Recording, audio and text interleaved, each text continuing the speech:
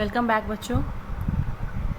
एक ही पादप के एक पुष्प के परागकणों का दूसरे पुष्प के वर्तिकाग्र तक का स्थानांतरण क्या कहलाता है?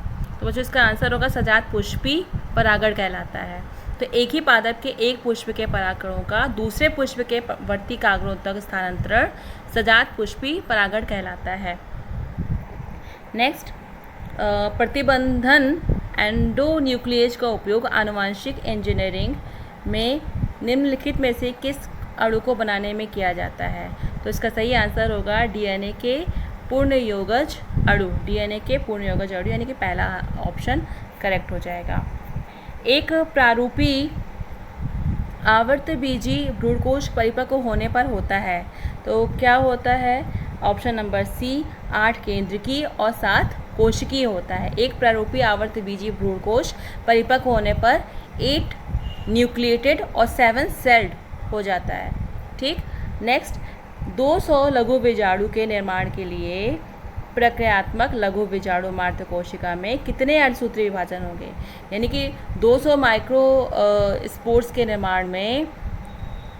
निर्माण के लिए जो यूज़ हो रहे हैं माइक्रोस्पोर्स मदर सेल्स में कितने अर्धसूत्री विभाजन होंगे? तो कितने अर्धसूत्री विभाजन होंगे?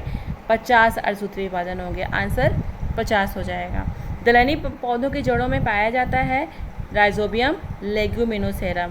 क्या पाया जाता है दलहनी पौधों की जड़ों में? राइजोबियम लेग्यूमिनोसेरम नामक जीवाणु पाया जाता है। विजांड का वह स्थान जहाँ विजांड वृत्त जुड़ा होता है उसे कहते हैं नाभिका। ठीक, हाइलम जिसको बोलते हैं। परागकण मात्र कोशिका में गुणसूत्रों की संख्या कितनी होती है? तो गुणसूत्रों की संख्या होती है द्विगुणित, डिप्लॉइड होती है।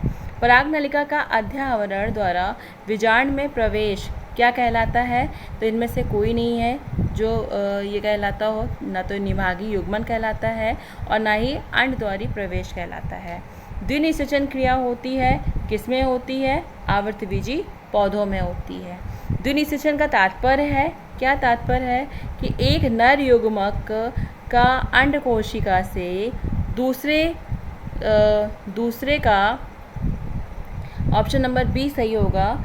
इसमें क्या है? एक नर युग्मक का अंड कोशिका से दूसरे का द्वितीयक केंद्रक से संयोजन। मतलब एक मेल गैमेट जो है वो एक सेल से फ्यूज़ हो जाएगा और दूसरा जो है वो दूसरा मेल गैमेट्स द्वितीयक केंद्रक से यानी कि सेकेंडरी न्यूक्लियस से फ्यूज़ होता है।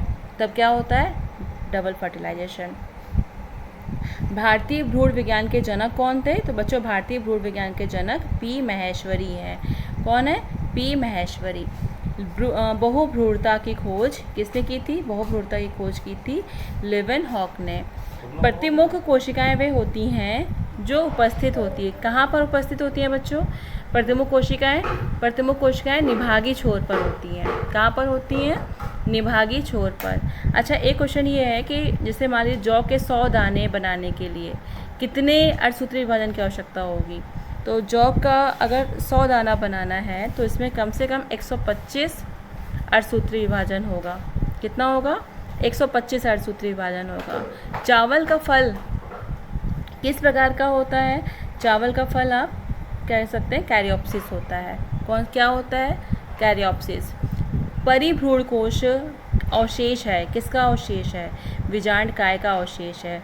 परिभ्रूण कोश यानी कि पेरिस्पर्म किसका अवशेष है? विजांड काय का। निम्नलिखित में से कौन सी कोशिका या कोशिकाएं सभी प्रकार की भ्रूणकोश में पाई जाती हैं? तो बच्चों सभी प्रकार की ये सारी कोशिकाएं पाई जाती हैं भ्रूणकोश में। सह कोशिका है, अंड कोशिका है और प्रतिमुख कोशिका है। तो आंसर डी करेक्ट होगा। अगुणित कोशिका क्या होती है? यानी कि हैप्लॉइड सेल्स इसमें से कौन सी हैं? परागकण हो जाएगी। फिर किसी परागकोश की माइक्रोस्पोरोजियम की यानी कि लघु बीजाणुधानी की बाह्यतम और सबसे भीतरी परत कौन सी होती है? तो सबसे बाहरी परत तो एपिडर्मिस हो जाएगी और सबसे आंतरिक परत जो भीतरी परत होती है वो टेपिटम हो जाएगी। यानी कि एपिडर्मिस और टेपिटम